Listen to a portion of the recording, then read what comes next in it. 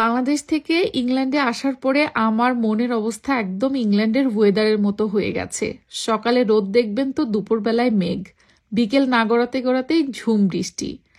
এখন কাজকর্মে একদমই মন বসে না, তাই বাংলাদেশ থেকে আনা খাবার দাবারগুলো একটু গরম টরম করে আজ কয়দিন খাওয়া হচ্ছে। আসলে বাংলাদেশে তো রাজার হালে কয়টা দিন কাটিয়ে এসেছি, রান্না বান্না খাওয়া দাওয়া কোনো কিছু চিন্তা ছিল না।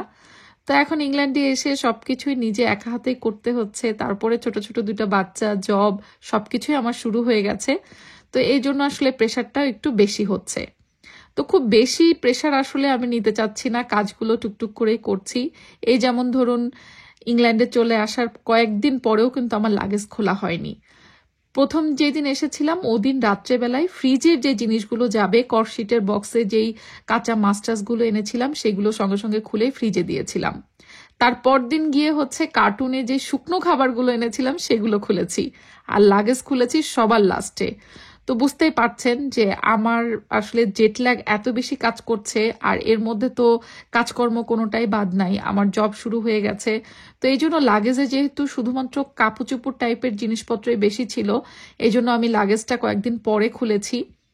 অত একটা প্রেশার নিচ্ছি না, আস্তে ধীরে সব কাজ করতেছি, কারণ বেশি প্রেশার নিলে আসলে সম্ভব না। তো অনেকেই আছে যে জিনিসপত্র আনার পরে তাড়াতাড়ি খুলতে হয় যে কি আছে না আছে, তা আমার আসলে টুকটুক করেই খোলার প্ল্যান। আবার এদিকে আজকে একটু গ্রোসারি করতে বাইরেও যাব। ওই যে বললাম সকালবেলা ওয়েদারটা বেশ ভালো ছিল, তারপরে বিকেলবেলার দিক থেকে দেখি যে ওয়েদারটা বেশ খারাপ। তো আমাদের লাগেজ ট্যাগেজ গোছানো একটু শেষ করে আমরা যাব কিছু গ্রোসারি করার জন্য। আর লাগেজ গোছাতে গিয়ে তো বেহাল অবস্থা। আমরা আগের দিন রাত্রে যখন কার্টুন খুলেছিলাম তখন লাগেজটা খুলেছি, কিছু জিনিস তখনই বের করেছি, বাদ বাকি কি আছে না আছে সেটা আপনাদের সাথে আজকে এখন শেয়ার করব। তো যাই হোক, আমাদের কয়েকদিনের পরিশ্রমের শেষে আমরা লাগেজপত্র ঠিকঠাক মতো বাংলাদেশ থেকে এনে গোছাতে পারলাম। লাগেজ আমরা অলরেডি খুলছি, প্রয়োজনীয় কিছু জিনিস বের করে নেওয়া হয়েছে, আর কাপড় চোপড় থেকে শুরু করে আর অনেক জিনিস আছে। তো এবার লাগেজে কি কি আছে দেখা যাক। জিনিসপত্র খুলে পাতলাই হয়ে গেছে এখন।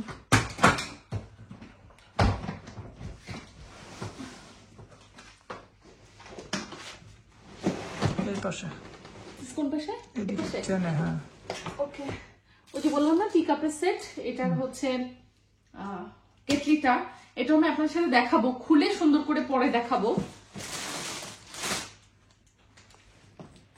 এর মধ্যে একটা জিনিস দেখতে পাই, আমার সেজার ছোটবেলার ব্যাট। সেজা ছোটবেলা এটা দিয়ে খেলা করতো। তো আমরা ইংল্যান্ডে চলে আসার পরে আমার আম্মু ওর সব পুতুল খেলনা রেখে দিয়েছিল, যে সেজা যদি আবার বাংলাদেশে কখনো যায় ও খেলা করবে। তো ওর সেসব খেলনাপত্র এবার দেখে সেজা খুবই এক্সাইটেড হয়ে গেছিল যে এতদিনের জিনিসও এগুলো যত্ন করে রাখা। তো ওর আপিকে অনেক থ্যাঙ্কস দিয়ে আসছে, আর এটা সাথে করে নিয়ে আসছে। আসলে অত খেলনা তো আনা যায় না, তার মধ্যে মানে একটা পুতুল আর এই ব্যাগটা নিয়ে আসছে। তাহলে ওই যে ইয়েটাই এইটাই না, না ছোটটাই, এটাই। আমার এটা খোলা লাগবে, এগুলা বের করি। কালকে রাত্রে এগুলো সব খুলে বের করছি অলরেডি, কাপড় চোপড় যা যা লাগে জিনিসপত্র। এটা বাড়ি, এটার মধ্যে অনেক জিনিস এখনো রয়ে গেছে। এটার ভিতরে কাপড় চোপড় আছে বেশ কিছু।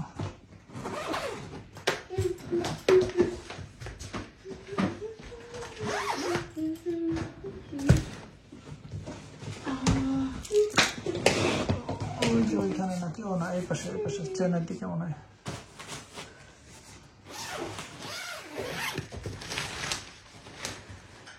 এই যে বেরোচ্ছে,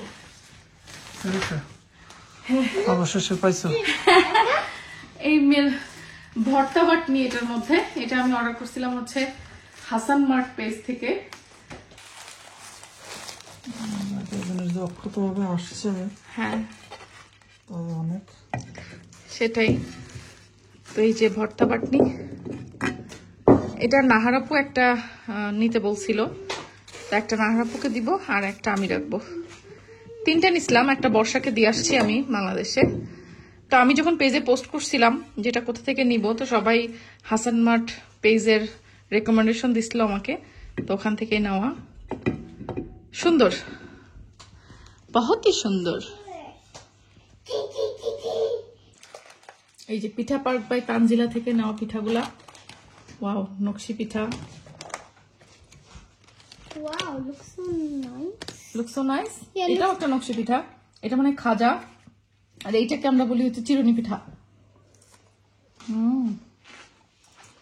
এই ডিজাইনটা খুবই সুন্দর। ডিজাইনটা খুবই সুন্দর, খেতেও খুবই সুন্দর। আমরা কুষ্টিয়ার মানুষ খাবারকে মজা না বলে সুন্দর বলি, এটা হচ্ছে আমাদের অভ্যাস। না, আমি এটা এর আগে খাইছি। এর মধ্যে আছে হচ্ছে সরিষার তেল। আমার বান্ধবী আমার জন্য পাঠাইছে, আমার বান্ধবী নিপা। ওদের হচ্ছে সরিষার তেলের একদম ঘানি ফ্যাক্টরি আছে, তো ও ফ্যাক্টরি থেকে একদম আসল খাঁটি সরিষার তেলটা আমার জন্য পাঠাইছে। এটাও আমি ট্রাই করব।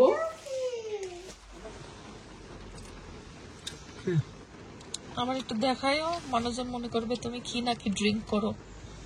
কালকে পর্যন্ত ডেট আছে, শিগগিরই খাই ফেলো, শিগগিরই খাই ফেলো। এখনই খাইতে হবে। আগামীকাল পর্যন্ত ডেট শেষ।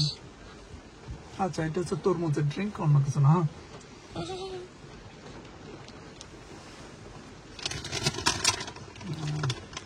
নাইলে তো মনে হচ্ছে তুমি লাল পানি খাইতেছো। Apple watermelon. অ্যাপেলও মিক্স আছে। তোমার কি বেশি কথা লেগে গেছে? ঘরে যাচ্ছ না কেন, বাইরে কেন এরকম গাড়ির মধ্যে বসে? বৃষ্টিতে আগামী 2 ঘন্টা দেখাচ্ছে হবে। বৃষ্টির ভিতরে গাড়িতে বসে থাকতে ভালো লাগে। তুমি 2 ঘন্টায় বসে থাকবা? থাকি, সমস্যা নেই, বাসায় যাও, বৃষ্টি ঘরের ভিতরে বসে থাকা লাগবে। তুমি তো বৃষ্টি নিয়েই ঘোরো সবসময়। সেটাই তো, হ্যাঁ, তোমার জীবন থেকে বৃষ্টি এখন যাবে না তো? গাড়ির ভেতরেও বৃষ্টি, বাইরেও বৃষ্টি, তো বাইরে বেরোয় আরো বেশি ভেতর থেকে ভিতরেই থাকে, সমস্যা নেই। তোমার জীবন থেকে বৃষ্টির ছায়া যাচ্ছে না, না, বুঝেছ? তো অভ্যাস করে নাও।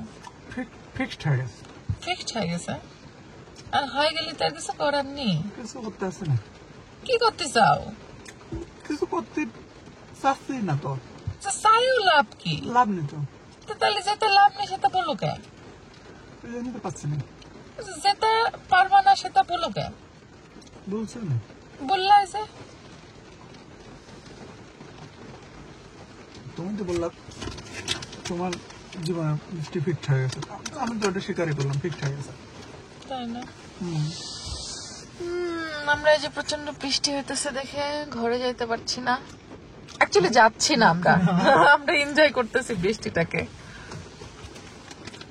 খাও।